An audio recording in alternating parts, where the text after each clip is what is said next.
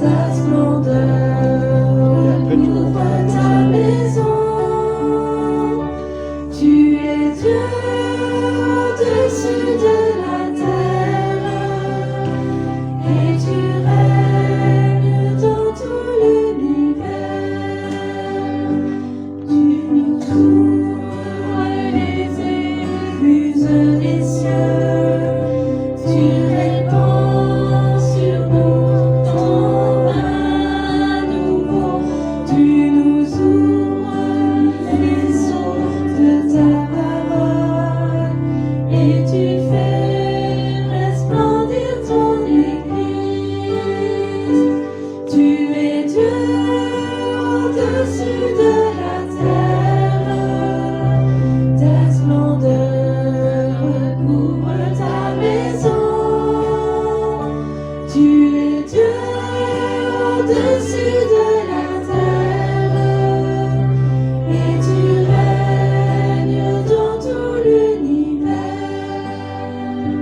Tu inondes nos vies de ta joie et tu nous couronnes de ta gloire. Nous offrons un parfum d'adoration. Nous nous prosternons devant toi. Tu es Dieu au-dessus de la terre. Ta splendeur couvre ta maison. Tu es Dieu au-dessus de la terre et tu règnes dans tout l'univers.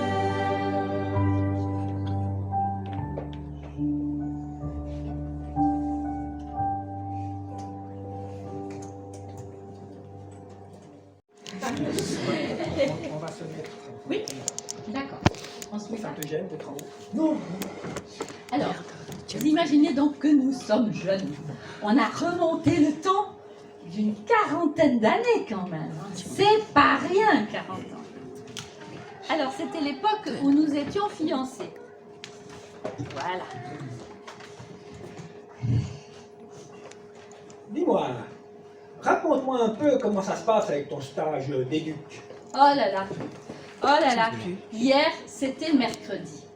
J'ai horreur des mercredis. Ah bon, mais pourquoi?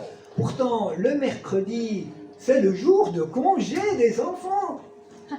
Et justement, ce jour-là, on réunit tous les enfants qu'on suit individuellement. Autrement dit, c'est du concentré de cas social.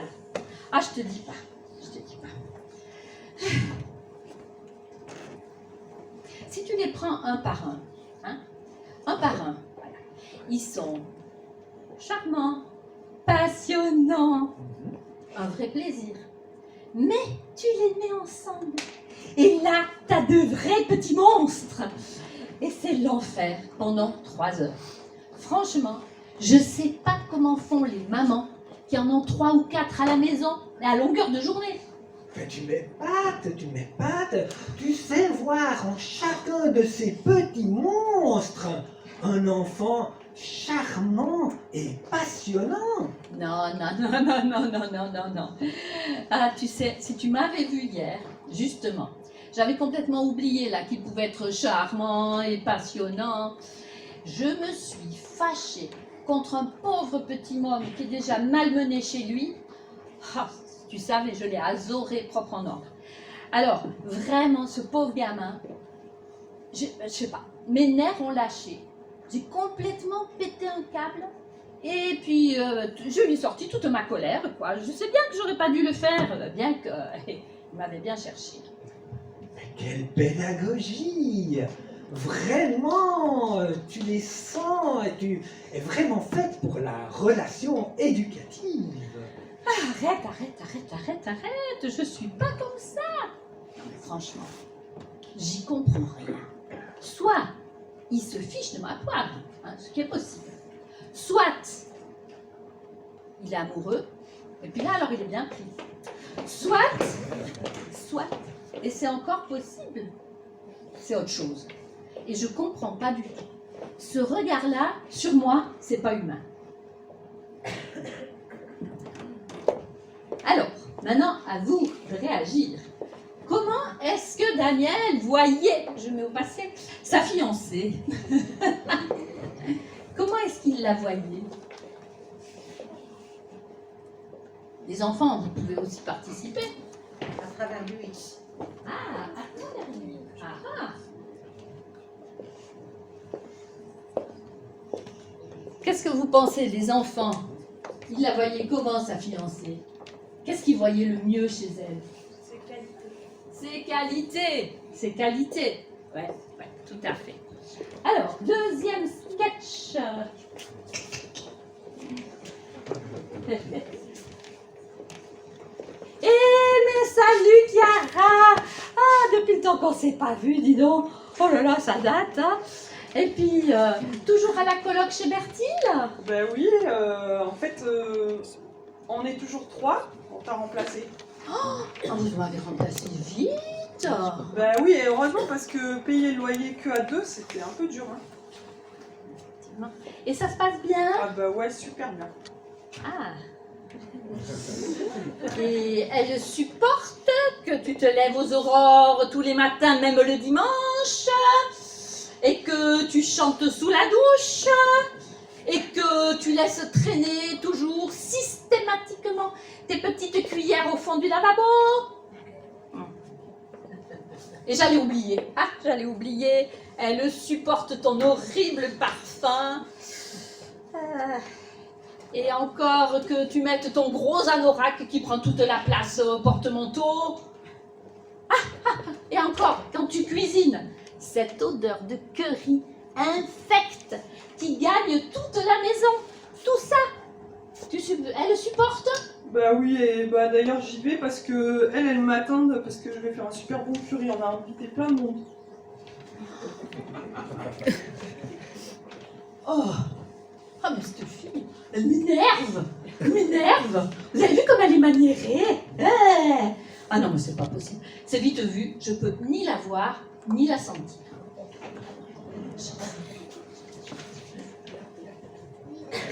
Bon.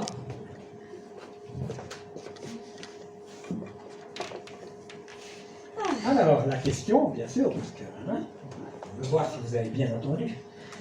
La question, c'est comment considérez-vous la réaction d'Emma, la réaction super gentille d'Emma?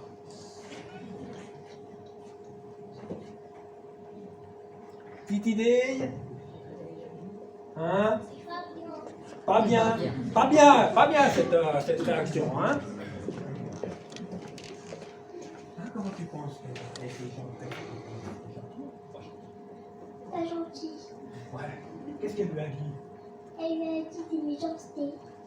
Exactement. Elle lui a dit des méchancetés. Et puis, je profite pour dire, et puis comment est-ce que Chiara a réagi?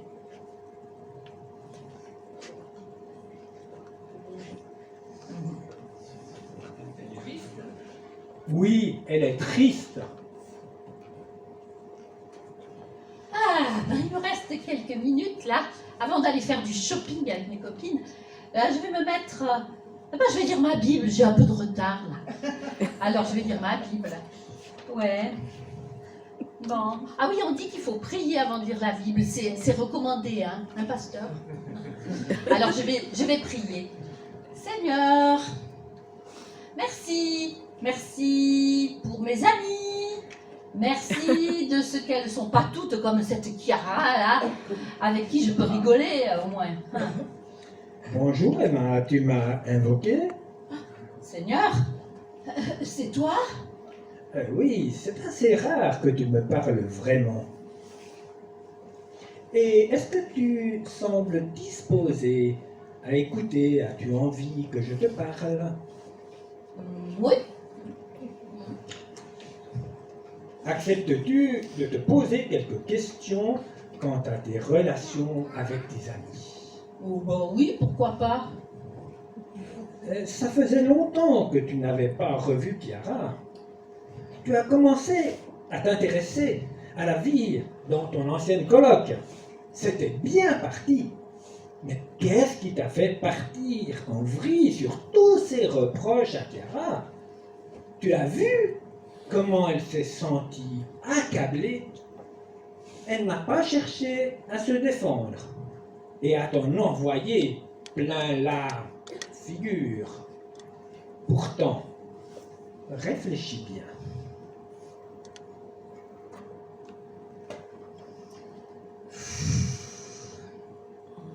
Bon, quel est le passage du jour? J'ai pas le temps, hein, je vais être en retard là. Pour l'introspection, ça attendra que j'ai du temps devant moi pour faire ça sérieusement.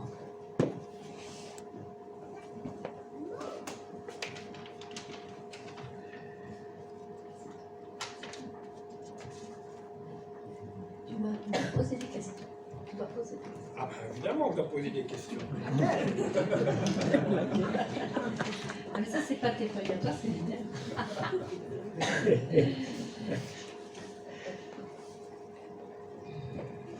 Ah ben, je vais de nouveau poser une question sur Emma.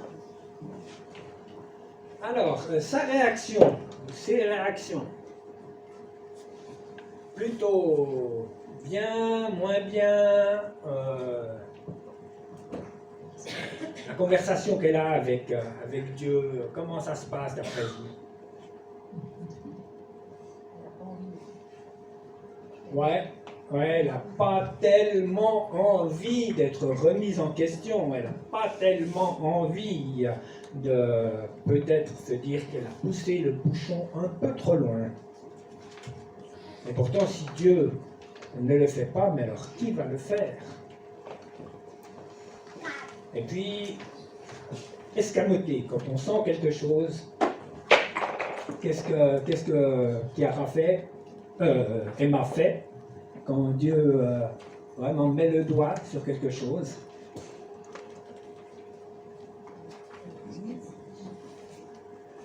Ah, j'ai pas le temps maintenant. Ah non, reviens plus tard, Seigneur. C'est beaucoup plus important à faire avant. Et puis, le timing, vous vous rendez compte? Aïe, aïe, aïe. Pas terrible, terrible. Au moment où Dieu nous dit quelque chose, on a tellement vite tendance à remettre à plus tard. Alors avant d'entrer, dans le texte biblique, pour nous mettre au parfum, je vous propose de prendre un chant.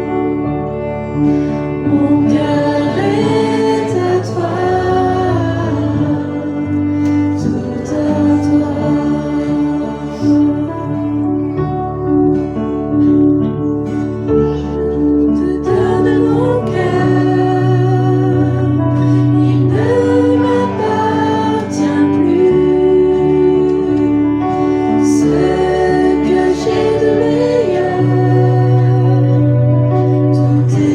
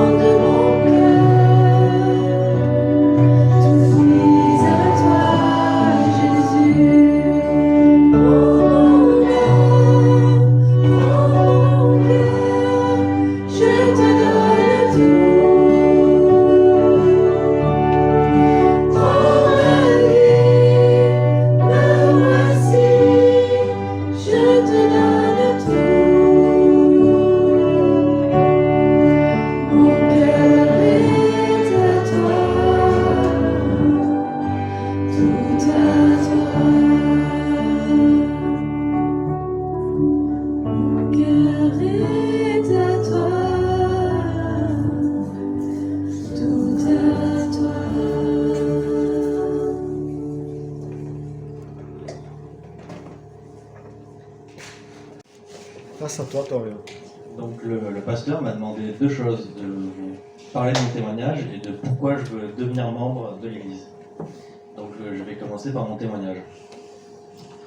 Je me suis jamais posé la question si Dieu n'existait pas, en fait. Pour moi, Dieu a toujours existé comme l'eau coule du robinet. Voilà. Mais j'ai eu plusieurs moments qui m'ont fortifié dans la foi. Le premier, c'est les scouts. Il y a un autre moment qui est un peu dur dans mon parcours de foi, c'est le décès de mon père. Voilà. Et là, je me suis dit, Dieu répond aux prières. Parce qu'on a demandé la guérison. Et là, vous allez me dire, mais il est mort. Ça marche pas. Moi, je me suis dit, Dieu a répondu à la prière parce que mon père, il est guéri éternellement. Comme il était croyant, sa mort a permis qu'il soit auprès de notre Père Céleste. Voilà. Et après, je suis allé faire mes études à Grenoble. Et je me suis engagé dans le foyer évangélique universitaire. Et c'est au sein de cette association où je me suis dit que ça pouvait être intéressant de demander le baptême. Et du coup, je me suis fait baptiser dans cette église il y a 4 ans. 5 ans. Je suis pas très bon de des dates. Donc voilà pour mon parcours de foi. Et pourquoi je veux devenir membre de cette église? Ça fait 23 ans que je côtoie cette église et c'est un peu comme, c'est devenu un peu comme une famille quand je m'y sens bien. Voilà. Merci.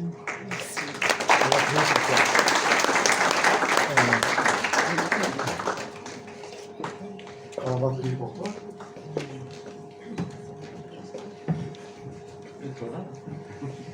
C'est plus facile pour moi. Tu veux pas venir? Voilà, avec les anciens, on va prier pour Dorian. On le remercie de cet engagement. C'est quelqu'un qui réfléchit beaucoup, Dorian. Hein. 23 ans, hein, donc, mais bon, maintenant qu'il a engagé, il a mis le pull de l'armée de l'air, donc voilà, il a pris ses ailes. Voilà. Et on va prier pour toi, Dorian. Notre église, c'est un peu comme sa famille. Je confirme, c'est un peu comme ma famille.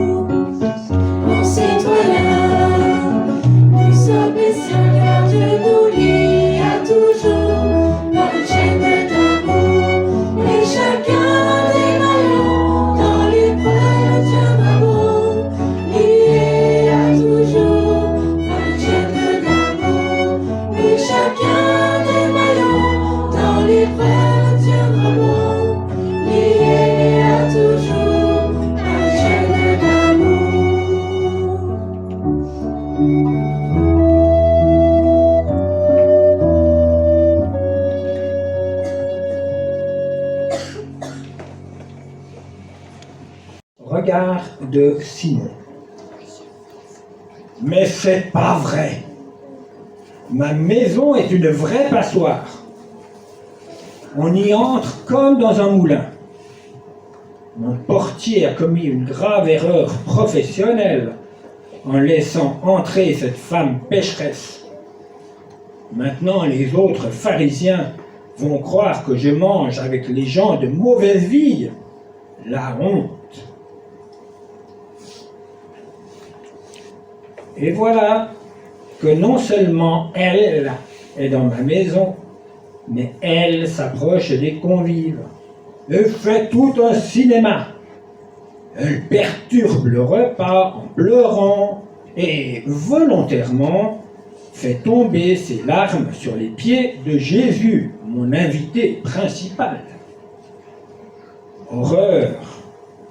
Elle dénoue ses cheveux en public et essaye de les utiliser pour sécher les larmes tombées sur les pieds de Jésus. Mais c'est du grand n'importe quoi. Quoi? Elle embrasse les pieds de Jésus? Mais c'est dégoûtant. Bon, ça ne m'étonne toutefois pas trop de la part d'une femme aux mœurs si légères. Elle soulève un vase contenant du parfum acquis par blanchiment de son argent sale. Non mais c'est pas vrai! Elle le déverse sur les pieds de Jésus. Je vais devoir mettre un écriteau, attention, sol glissant. Bref, si Jésus n'était pas intervenu, je mettais dehors cette horrible femme sans le moindre ménagement. Parlons maintenant un peu de Jésus. Je suis vraiment surpris par son attitude. Lui qui semble être un bon guérisseur n'est vraiment pas fufute. Il ne remarque même pas que c'est une femme de mauvaise vie. Lui qui parle avec autorité aux foules n'est même pas capable de renvoyer cette femme hors de ma maison. Il se laisse faire. Quel personnage étrange, quelle sorte d'envoûteur, car lorsqu'il me regarde et me dit « Simon, j'ai quelque chose à te dire »,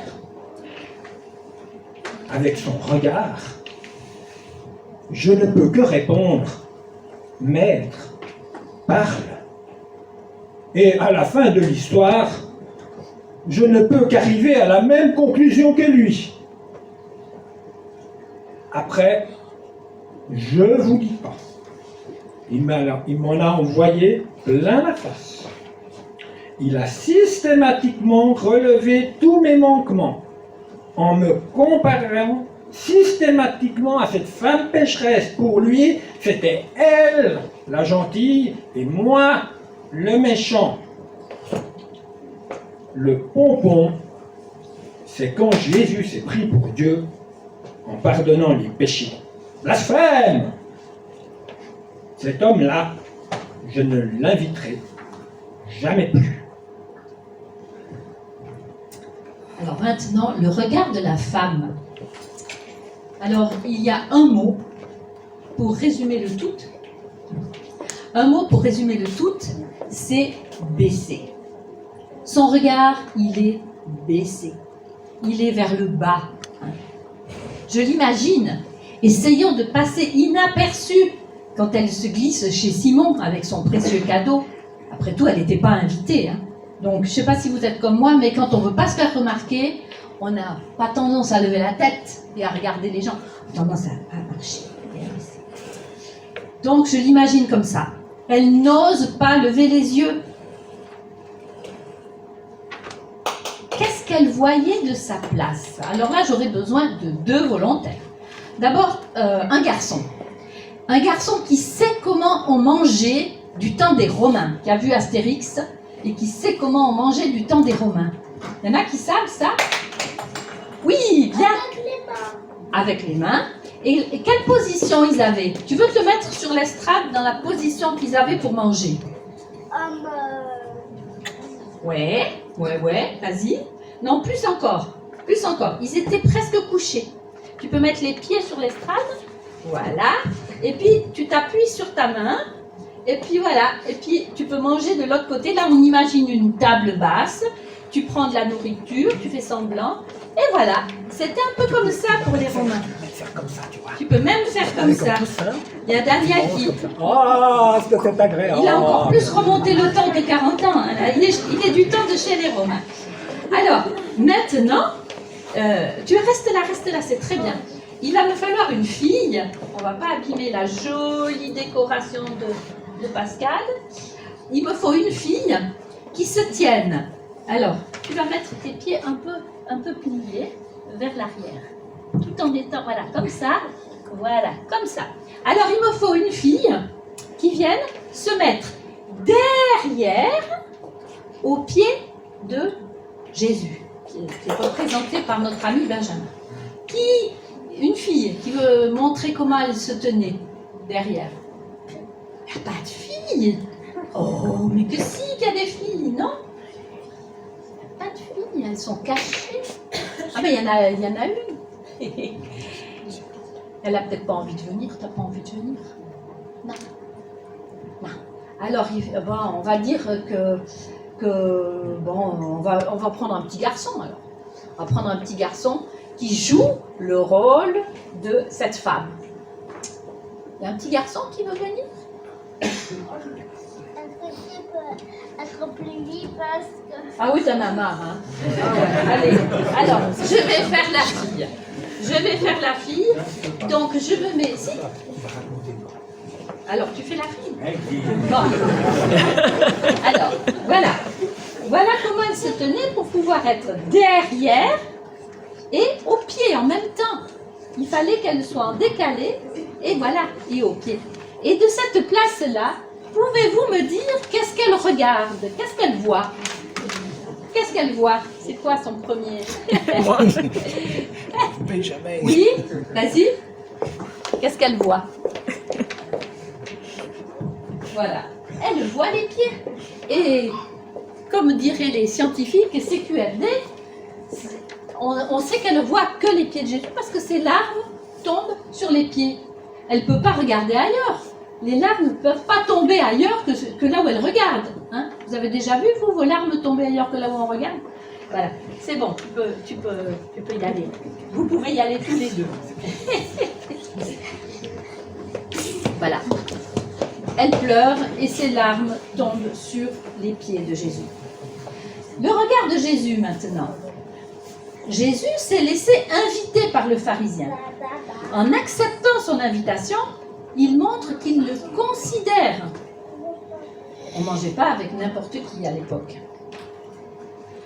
À quel moment Jésus prend-il la parole pour s'adresser à Simon? Quelqu'un qui a bien écouté la lecture du texte. À quel moment Jésus prend la parole et il parle à Simon?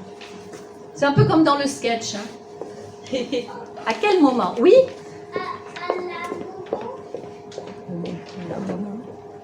À la moment qu'il s'est dit, mais ça c'est n'importe quoi. Tout à fait. Au moment où il s'est dit, mais ça c'est n'importe quoi. Au moment où Simon a commencé à juger cette femme. C'est là que Jésus a vu à l'intérieur de Simon.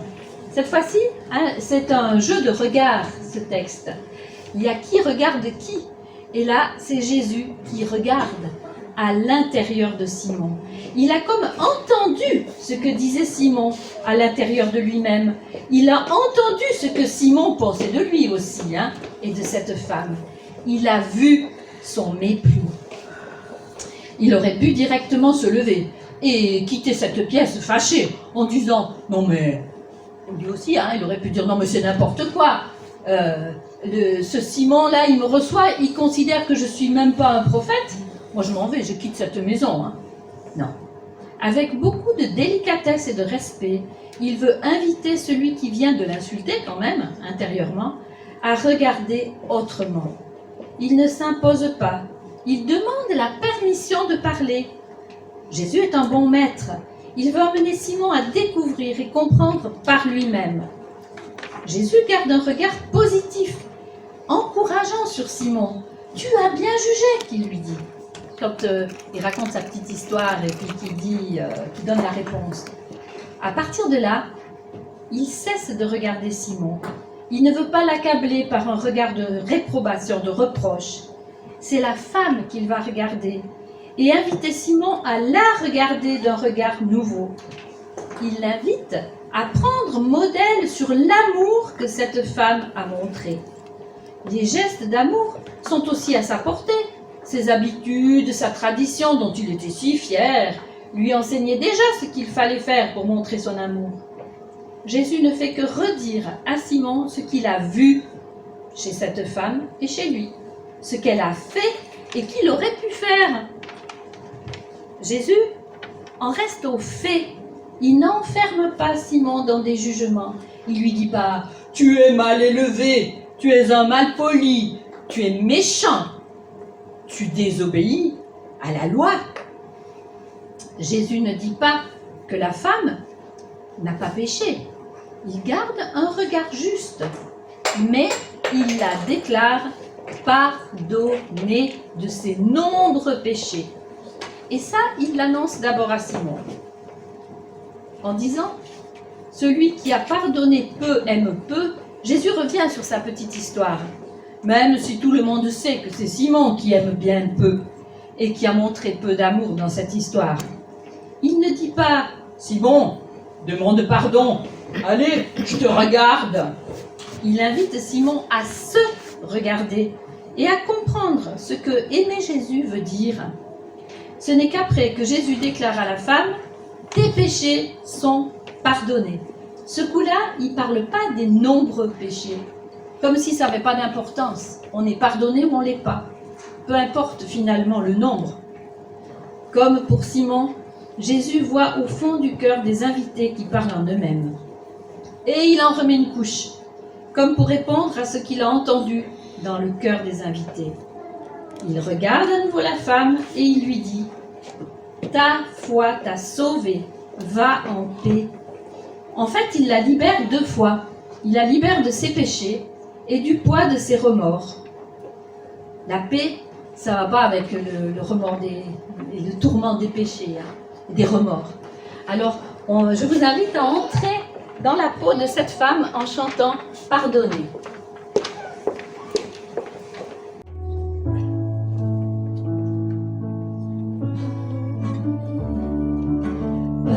Pardonnez, pardonnez, je suis pardonnée, libérée de mon péché. Je suis pardonnée, pardonnée,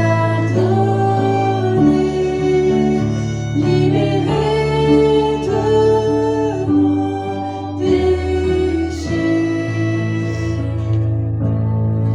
Quand l'ennemi vient se présenter devant l'Éternel pour m'accuser, pardonnez tous mes péchés et demander ma vie pour la crimer. Alors Jésus s'empresse de dire à ma place, il est pardonné, je lui ai fait grâce. Plus de condamnation pour lui, plus de condamnation pour lui, plus de condamnation, j'en ai payé le prix.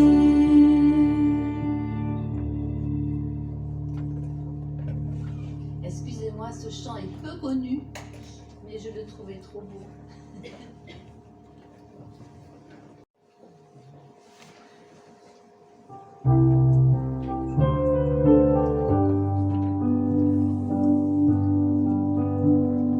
Pardon, pardon d'avoir jugé, pardon, pardon de me condamner, pardon, pardon d'avoir blessé, pardon, pardon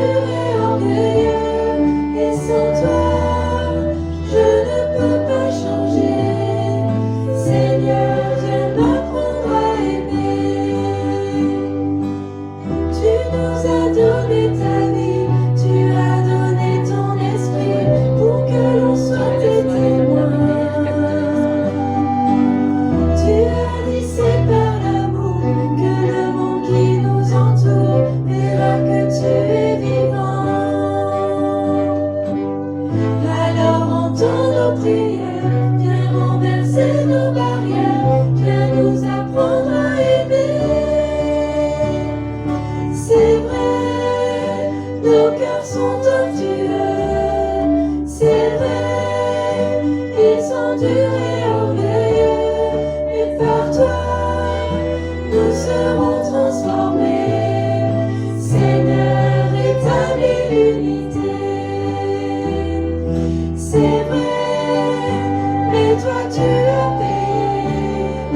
C'est vrai, mais toi tu as tout changé. Et par toi, nous serons transformés. Seigneur, établis l'unité.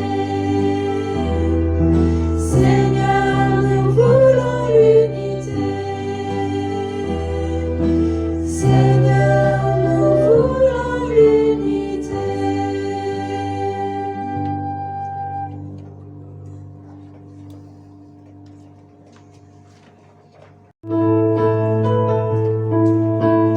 Tout à toi, que ma vie soit tout à toi. Tout à toi, je veux tout donner pour toi. Tout à toi, que ma vie soit tout à toi. Tout à toi, je veux tout donner pour toi. Prends mes pensées, donne-moi ton regard. Ouvre mes yeux à ta façon de voir. Et apprends-moi à partager l'espoir. Tout à toi, que ma vie soit tout à toi. Tout à toi, je veux tout donner pour toi. Tout à toi, que ma vie soit tout à toi. Tout à toi, je veux tout donner pour toi. Brise mon orgueil et pardonne mon péché. Par ton esprit, fortifie ma volonté. Remplis mon cœur de ton humilité. Tout à toi, que ma vie soit tout à toi. Tout à toi, je veux tout donner pour toi. Tout à toi, que ma vie soit tout à toi. Tout à toi, je veux tout donner pour toi. Chasse mes angoisses, remplis-moi de ta joie. Prends mes soucis, mon âme espère en toi. Enflamme-moi, je veux brûler pour toi. Tout à toi, que ma vie soit tout à toi. Tout à toi, je veux tout donner pour toi. Tout à toi, que ma vie soit tout à toi. Tout à toi, je veux tout donner pour toi.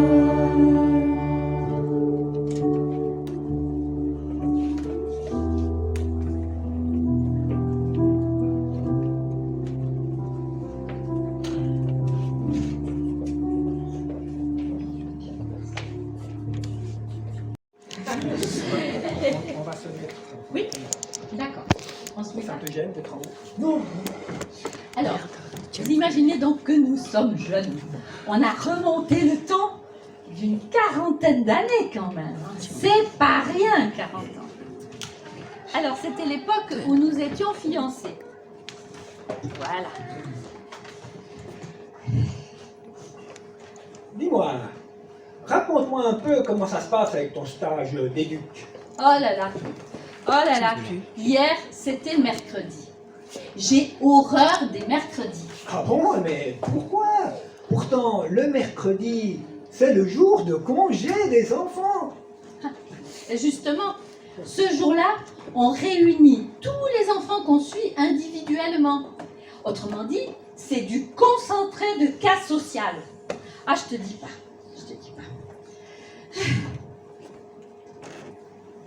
Si tu les prends un par un, voilà. Ils sont charmants, passionnants, un vrai plaisir. Mais tu les mets ensemble. Et là, t'as de vrais petits monstres. Et c'est l'enfer pendant 3 heures. Franchement, je sais pas comment font les mamans qui en ont 3 ou 4 à la maison à longueur de journée.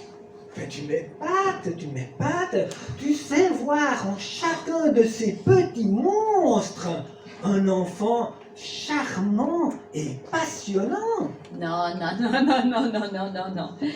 Ah, tu sais, si tu m'avais vu hier, justement, j'avais complètement oublié là qu'il pouvait être charmant et passionnant.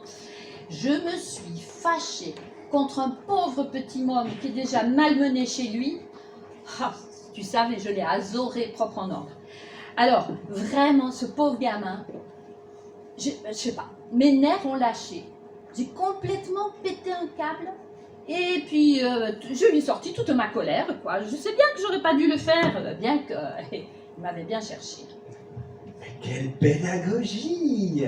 Vraiment, tu les sens, tu es vraiment faite pour la relation éducative. Arrête, je suis pas comme ça. Non, mais franchement, j'y comprends rien. Soit il se fiche de ma poire, ce qui est possible. Soit il est amoureux, et puis là alors il est bien pris. Soit, et c'est encore possible, c'est autre chose. Et je comprends pas du tout. Ce regard-là, sur moi, c'est pas humain. Alors, maintenant, à vous de réagir.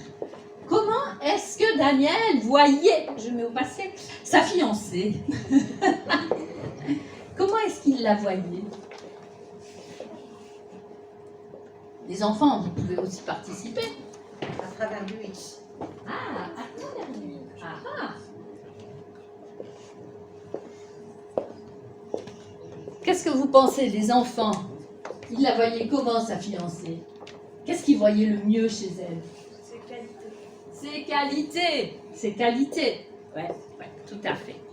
Alors, deuxième sketch. Mais salut Chiara! Ah, depuis le temps qu'on ne s'est pas vu, dis donc. Oh là là, ça date, hein. Et puis, toujours à la coloc chez Bertille? Ben oui, en fait, on est toujours 3, on t'a remplacé. Oh, vous m'avez remplacé vite. Ben oui, et heureusement parce que payer le loyer que à 2, c'était un peu dur. Hein. Et ça se passe bien? Ah bah ouais, super bien. Ah. Et elle supporte que tu te lèves aux aurores tous les matins, même le dimanche, et que tu chantes sous la douche, et que tu laisses traîner toujours systématiquement tes petites cuillères au fond du lavabo. Et j'allais oublier, elle supporte ton horrible parfum. Et encore que tu mettes ton gros anorak qui prend toute la place au porte-manteau. Et encore, quand tu cuisines, cette odeur de curry infecte qui gagne toute la maison. Tout ça, elle supporte? Bah oui, et bah d'ailleurs j'y vais parce que elle m'attend parce que je vais faire un super bon curry. On a invité plein de monde. Oh, mais cette fille, elle m'énerve. Vous avez vu comme elle est maniérée? Ah non, mais c'est pas possible. C'est vite vu, je peux ni la voir, ni la sentir.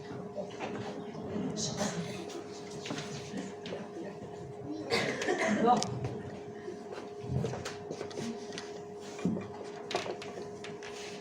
Alors, la question, bien sûr, parce que on veut voir si vous avez bien entendu.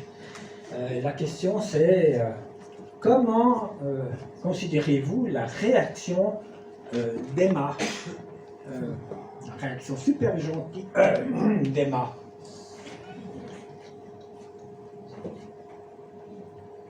Petite idée? Hein? Pas bien, pas bien cette réaction, hein? Comment tu penses que les filles sont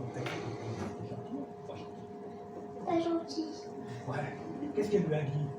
Elle lui a dit des méchancetés. Exactement. Elle lui a dit des méchancetés. Et puis, je profite pour dire, et puis comment est-ce que Chiara a réagi?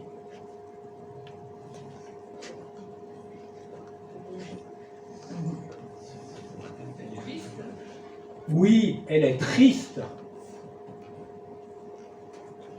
Ah, ben, il me reste quelques minutes là, avant d'aller faire du shopping avec mes copines. Je vais me mettre. Je vais lire ma Bible, j'ai un peu de retard là. Alors je vais lire ma Bible. Ouais. Bon. Ah oui, on dit qu'il faut prier avant de lire la Bible. C'est recommandé, hein, un pasteur. Alors je vais prier.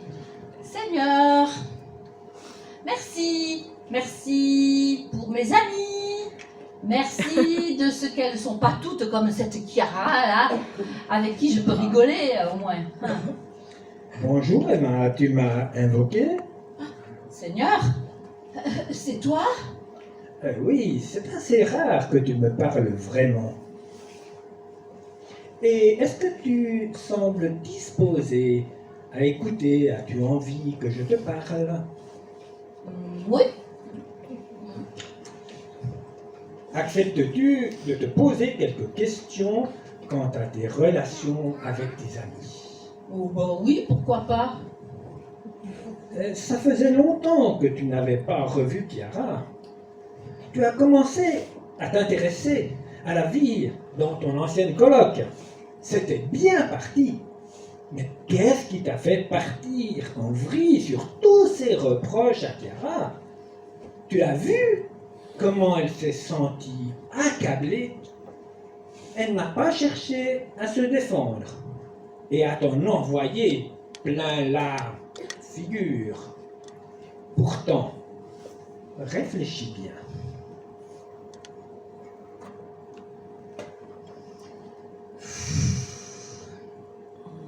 Bon, quel est le passage du jour?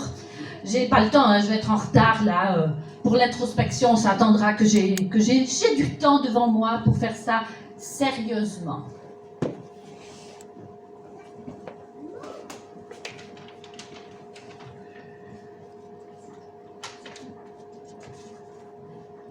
Tu dois poser des questions. Tu dois poser des questions. Ah ben évidemment, on doit poser des questions. Ah, mais ça, c'est pas tes feuilles à toi, c'est les miennes.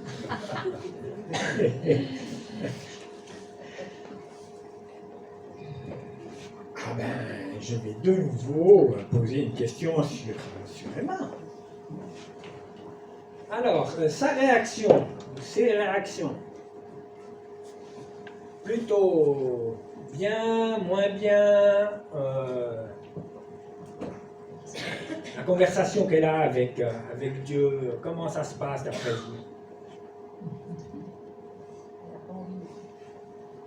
Ouais, elle n'a pas tellement envie d'être remise en question, elle n'a pas tellement envie de peut-être se dire qu'elle a poussé le bouchon un peu trop loin. Et pourtant, si Dieu ne le fait pas, mais alors qui va le faire? Et puis, escamoter, quand on sent quelque chose, qu'est-ce que Chiara fait, Emma fait, quand Dieu vraiment met le doigt sur quelque chose?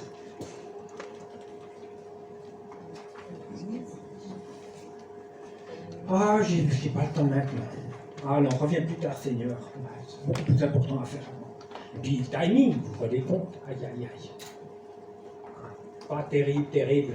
Au moment où Dieu nous dit quelque chose, on a tellement vite tendance à remettre plus tard. Alors, avant d'entrer dans le texte biblique, pour nous mettre au parfum, je vous propose de prendre un chant.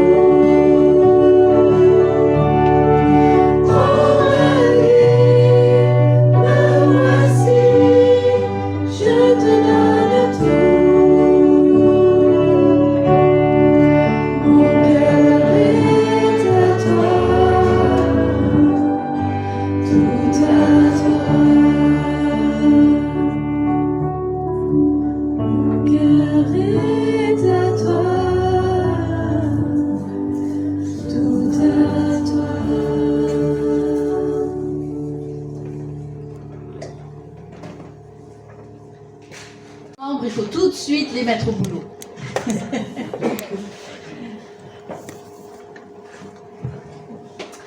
Un pharisien invita Jésus à manger avec lui. Jésus entra dans la maison du pharisien et se mit à table. Une femme pécheresse qui se trouvait dans la ville apprit qu'il était à table dans la maison du pharisien. Elle apporta un vase plein de parfums et se tint derrière aux pieds de Jésus. Elle pleurait et bientôt elle lui mouilla les pieds de ses larmes, puis les essuya avec ses cheveux, les embrassa et versa le parfum sur eux. Quand le pharisien qui avait invité Jésus vit cela, il se dit en lui-même: Si cet homme était prophète, il saurait qui est celle qui le touche et de quel genre de femme il s'agit. Il saurait que c'est une pécheresse. Jésus prit la parole et lui dit: Simon, j'ai quelque chose à te dire. Maître, parle. Répondit-il. Un créancier avait 2 débiteurs. L'un d'eux lui devait 500 pièces d'argent et l'autre 50. Comme il n'avait pas de quoi le rembourser, il l'ont remis à tous deux leurs dettes. Lequel des deux l'aimera le plus? Simon répondit: Celui, je pense, à qui il a remis la plus grosse somme. Jésus lui dit, Tu as bien jugé. puis il se tourna vers la femme et dit à Simon, Tu vois cette femme? Je suis entré dans ta maison et tu ne m'as pas donné d'eau pour me laver les pieds. Mais elle les a mouillés de ses larmes et les a essuyés avec ses cheveux. Tu ne m'as pas donné de baiser, mais elle, depuis que je suis entré, elle n'a pas cessé de m'embrasser les pieds. Tu n'as pas versé d'huile sur ma tête, mais elle a versé du parfum sur mes pieds. C'est pourquoi je te dis, ses nombreux péchés ont été pardonnés, puisqu'elle a beaucoup aimé. Mais celui à qui l'on pardonne, peu aime peu. et il dit à la femme, Tes péchés sont pardonnés. les invités se mirent à dire en eux-mêmes, Qui est cet homme qui pardonne même les péchés? mais Jésus dit à la femme, Ta foi t'a sauvé, pars dans la paix. voilà, vous pouvez retrouver ce texte dans Luc 7, les versets 36 à 50.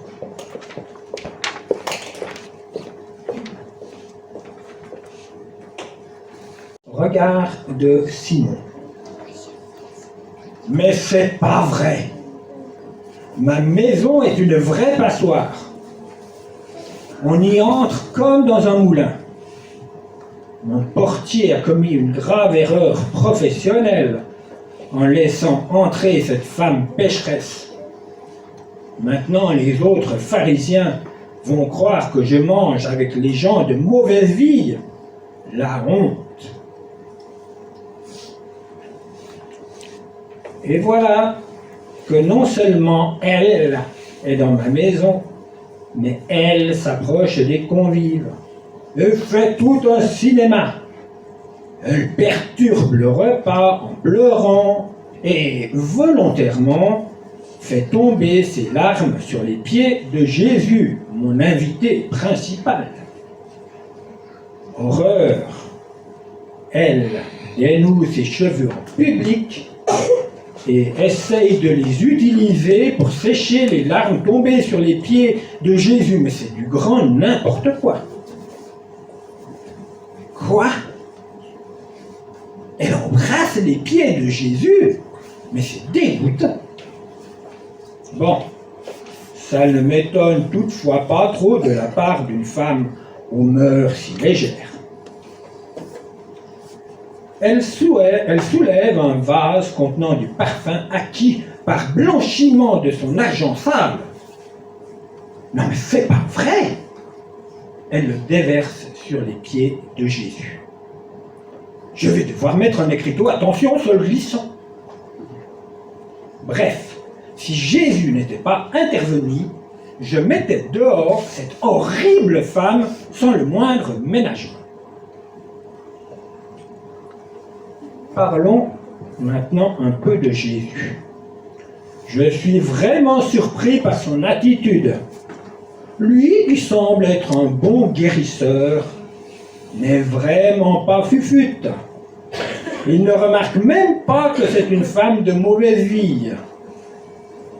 Lui qui parle avec autorité aux foules n'est même pas capable de renvoyer cette femme hors de ma maison. Il se laisse faire.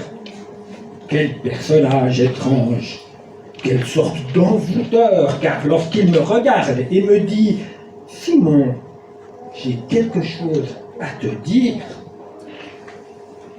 avec son regard, je ne peux que répondre « Maître, parle ».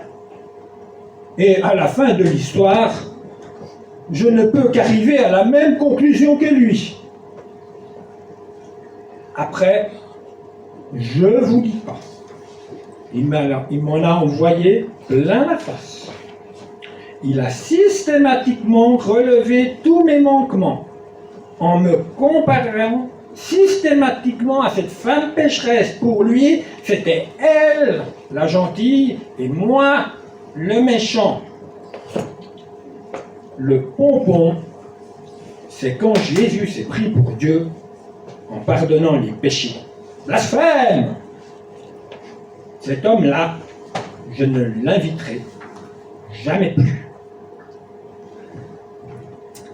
Alors maintenant, le regard de la femme.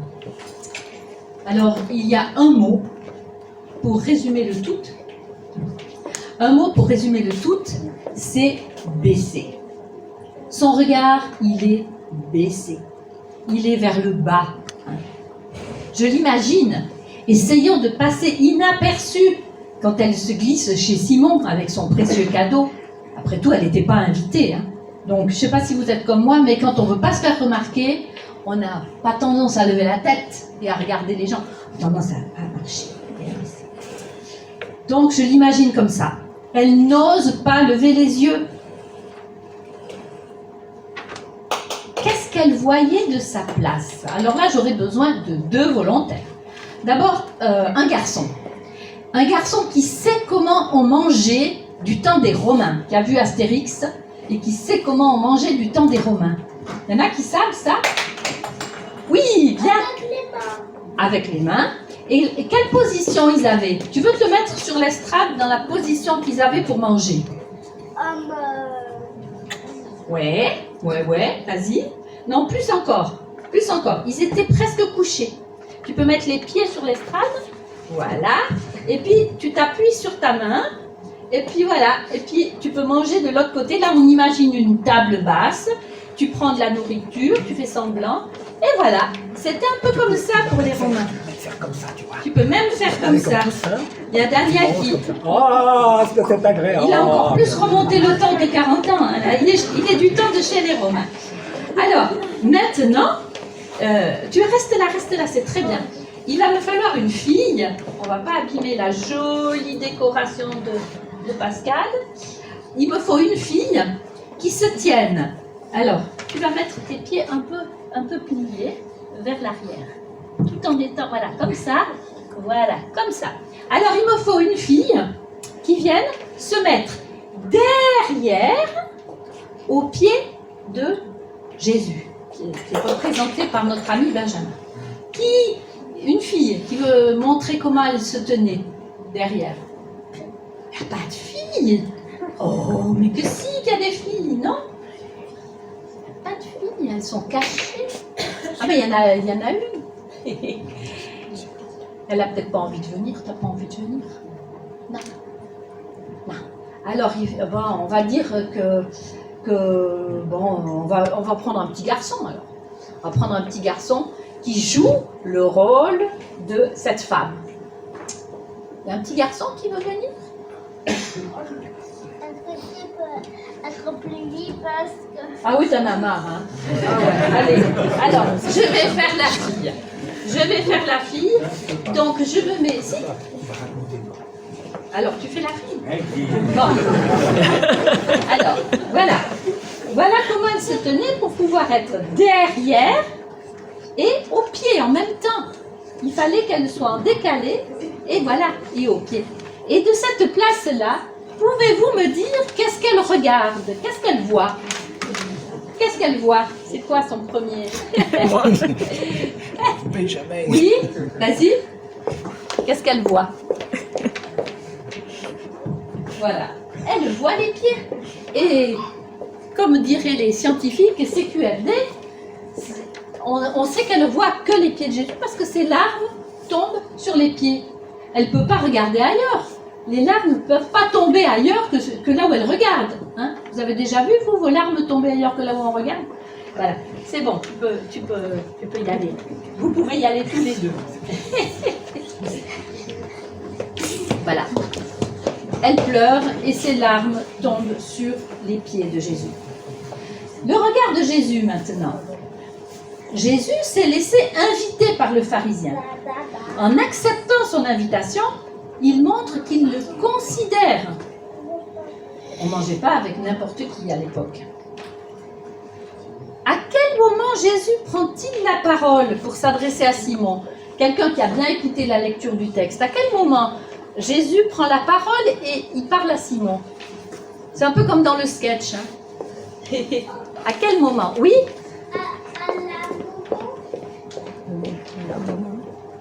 À la moment qu'il s'est dit, mais ça c'est n'importe quoi. Tout à fait. Au moment où il s'est dit, mais ça c'est n'importe quoi. Au moment a commencé à juger cette femme. C'est là que Jésus a vu à l'intérieur de Simon. Cette fois-ci, hein, c'est un jeu de regard, ce texte. Il y a qui regarde qui. Et là, c'est Jésus qui regarde à l'intérieur de Simon. Il a comme entendu ce que disait Simon à l'intérieur de lui-même. Il a entendu ce que Simon pensait de lui aussi, hein, et de cette femme. Il a vu son mépris. Il aurait pu directement se lever et quitter cette pièce fâché en disant « Non mais, lui aussi, hein, il aurait pu dire « Non mais c'est n'importe quoi. Ce Simon-là, il me reçoit, il considère que je suis même pas un prophète. Moi je m'en vais, je quitte cette maison. Hein. » Non. Avec beaucoup de délicatesse et de respect, il veut inviter celui qui vient de l'insulter quand même, intérieurement, à regarder autrement. Il ne s'impose pas. Il demande la permission de parler. Jésus est un bon maître. Il veut emmener Simon à découvrir et comprendre par lui-même. Jésus garde un regard positif, encourageant sur Simon. « Tu as bien jugé », qu'il lui dit. Quand il raconte sa petite histoire et puis qu'il donne la réponse. À partir de là, il cesse de regarder Simon. Il ne veut pas l'accabler par un regard de réprobation, de reproche. C'est la femme qu'il va regarder et inviter Simon à la regarder d'un regard nouveau. Il l'invite à prendre modèle sur l'amour que cette femme a montré. Les gestes d'amour sont aussi à sa portée. Ses habitudes, sa tradition dont il était si fier, lui enseignaient déjà ce qu'il fallait faire pour montrer son amour. Jésus ne fait que redire à Simon ce qu'il a vu chez cette femme et chez lui, ce qu'elle a fait et qu'il aurait pu faire. Jésus en reste aux faits. Il n'enferme pas Simon dans des jugements. Il lui dit pas « Tu es mal élevé, tu es un mal poli, tu es méchant, tu désobéis à la loi. » Jésus ne dit pas que la femme n'a pas péché. Il garde un regard juste, mais il la déclare pardonnée de ses nombreux péchés. Et ça, il l'annonce d'abord à Simon, en disant « Celui qui a pardonné peu aime peu », Jésus revient sur sa petite histoire. Même si tout le monde sait que c'est Simon qui aime bien peu et qui a montré peu d'amour dans cette histoire. Il ne dit pas « Simon, demande pardon, allez, je te regarde ». Il invite Simon à se regarder et à comprendre ce que aimer Jésus veut dire. Ce n'est qu'après que Jésus déclare à la femme « Tes péchés sont pardonnés ». Ce coup-là, il ne parle pas des nombreux péchés, comme si ça n'avait pas d'importance. On est pardonné ou on ne l'est pas. Peu importe finalement le nombre. Comme pour Simon, Jésus voit au fond du cœur des invités qui parlent en eux-mêmes. Et il en remet une couche, comme pour répondre à ce qu'il a entendu dans le cœur des invités.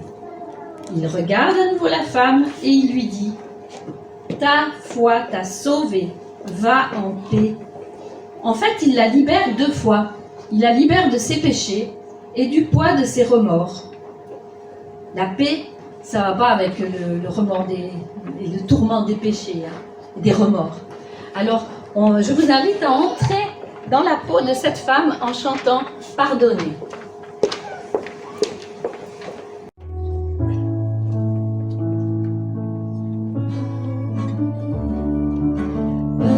Pardonnez, pardonnez, je suis pardonnée, libérée de mon péché. Je suis pardonnée,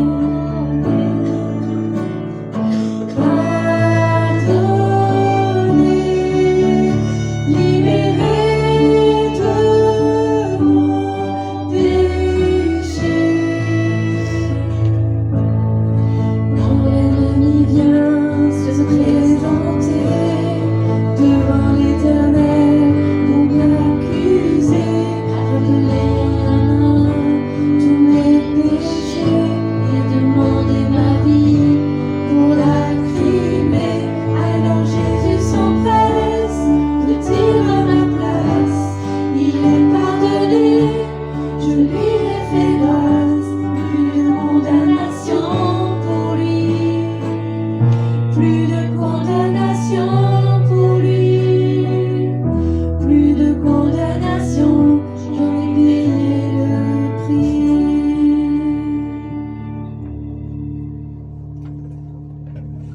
Excusez-moi, ce chant est peu connu, mais je le trouvais trop beau.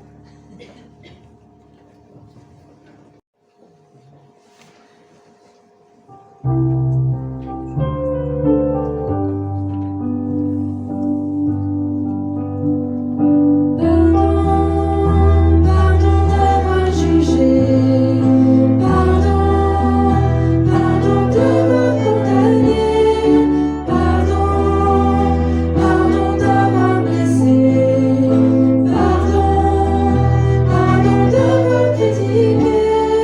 C'est vrai, mon cœur est tortueux, c'est vrai, il est dur et orgueilleux, et sans toi, je ne peux pas changer.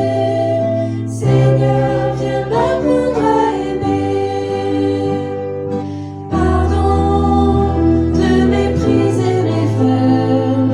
Pardon de rester là sans rien faire. Pardon, c'est mon cœur qui te prie. Pardon, on vient purifier ma vie. C'est vrai, mon cœur est tortueux. C'est vrai, il est dur et orgueilleux. Et sans toi, je ne peux pas changer. Seigneur, viens m'apprendre à aimer. Tu nous as donné ta vie, tu as donné ton esprit pour que l'on soit tes témoins. Tu as dit c'est par l'amour que le monde qui nous entoure verra que tu es vivant. Alors entends nos prières, viens renverser nos barrières, viens nous apprendre à aimer. C'est vrai, nos cœurs sont tortueux. C'est vrai, ils sont durs et orgueilleux. Mais par toi, nous serons transformés. Seigneur, établis l'unité.